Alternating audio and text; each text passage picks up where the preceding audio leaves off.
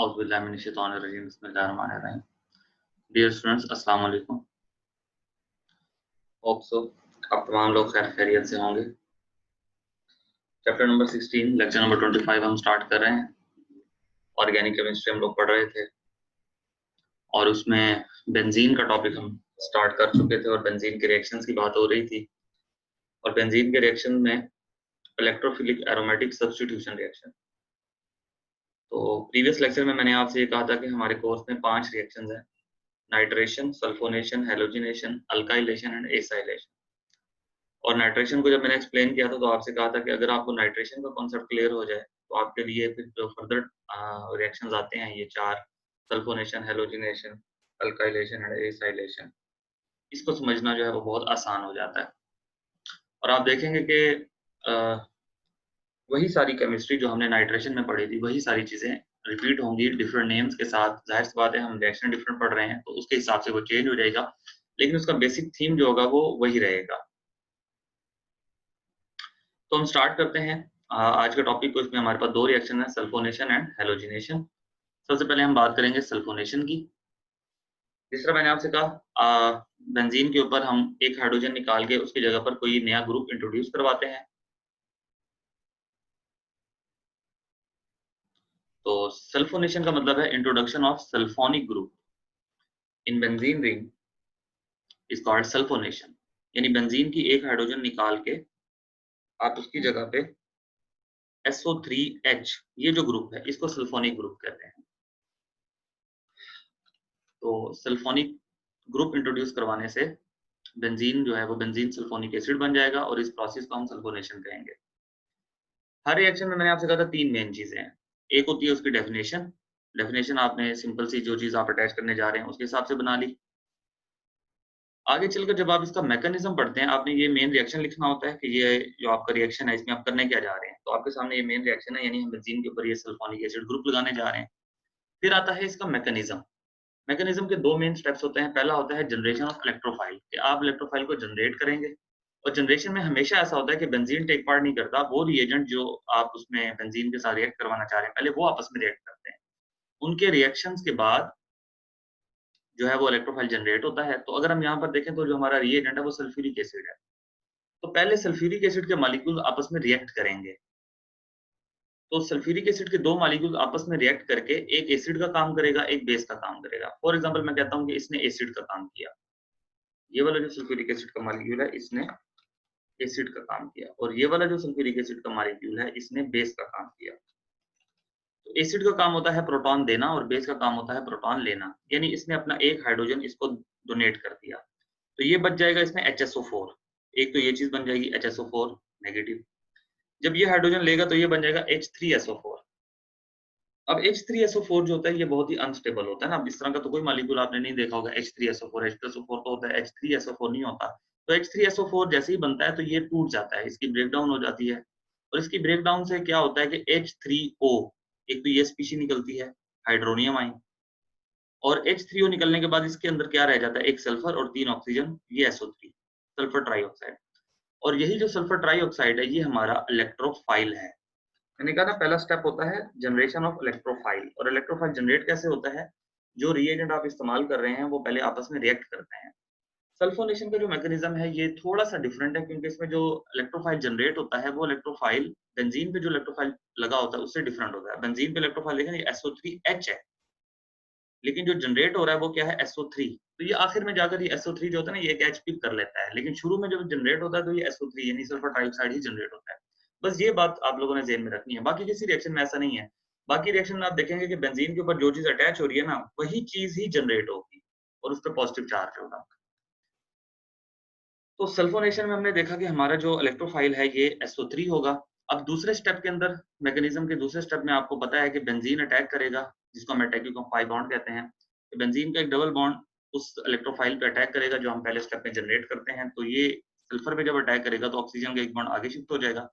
अब कार्बन और सल्फर के दरमियान बॉन्ड बन जाएगा, यानी इस कार्बन का और इस सल्फर का बॉन्ड बन जाएगा। तो हम ये देख सकते हैं यहाँ पे ये, और जब ये वाला बॉन्ड आगे शिफ्ट होता है तो वो O नेगेटिव बन जाता है।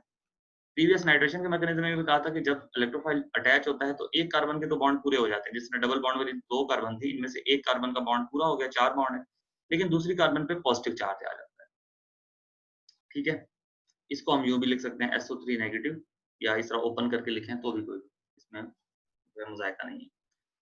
अब दूसरे स्टेप में आपको पता है कि जो नेगेटिवली चार्ज स्पीशीज होती है वो उस हाइड्रोजन को पिक करती है जिस पे इलेक्ट्रोफाइल लगा होता है, तो वो उसका बॉन्ड अंदर शिफ्ट होता है तो ताकि दोबारा बेंजीन जो है वो जनरेट हो जाए। अब ये चीज बन जाएगी, लेकिन अभी भी हमारा इलेक्ट्रोफाइल जो है वो कंप्लीट नहीं है, ये SO3 नेगेटिव है। तो SO3 नेगेटिव फिर वो जो हाइड्रोनियम आयन बनता है उससे H पिक करके SO3H बना देता है। ये हमने अटैच करवाना था ना बेंजीन पे। तो सल्फोनेशन का जो रिएक्शन है ये सिर्फ थोड़ा सा डिफरेंट है अपने बाकी तमाम इलेक्ट्रोफिलिक एरोमेटिक सब्स्टिट्यूशन रिएक्शन में। अदरवाइज बाकी जितने भी रिएक्शन उन तमाम में 2 स्टेप्स होते हैं, ये वाले इस तरह के ना, ये 2 स्टेप्स के अंदर वो मैकेनिज्म कंप्लीट हो जाते हैं। लेकिन सल्फोनेशन का जो मैकेनिज्म है ये 3 स्टेप तक जाता है, क्योंकि हमारा जो इलेक्ट्रोफाइल होता है वो शुरू में SO3 होता है और आखिर में हमने उसको SO3H बनाना होता है। H बनाने के लिए आप जो हाइड्रोनियम आयन होगा उसका H पिक करवाएंगे। तो मैं सल्फोनेशन को रिपीट करता हूँ कि सल्फोनेशन है क्या। इंट्रोडक्शन ऑफ सल्फोनिक ग्रुप, यानी बेंजीन के एक हाइड्रोजन हटा के SO3H ग्रुप लगाएं। इसको लगाने के लिए हम सल्फ्यूरिक एसिड की मदद लेते हैं। पहले सल्फ्यूरिक एसिड के मॉलिक्यूल्स आपस में रिएक्ट करके हाइड्रोनियम आयन, बाइसल्फेट आयन और सल्फर ट्राइऑक्साइड बनाते हैं। सल्फर ट्राइऑक्साइड हमारा इलेक्ट्रोफाइल होता है जिस पे बेंजीन अटैक करता है, और उसके बाद आखिर में वही जो SO3 नेगेटिव होता है वो एक H पिक करके SO3H बना देता है। अभी आप देखें जब हम नेक्स्ट हैलोजिनेशन देखेंगे तो इसमें आपको वो नाइट्रेशन वाला मैकेनिज्म उसी तरह से 2 स्टेप्स के अंदर, बाकी तमाम बहुत सिंपल है।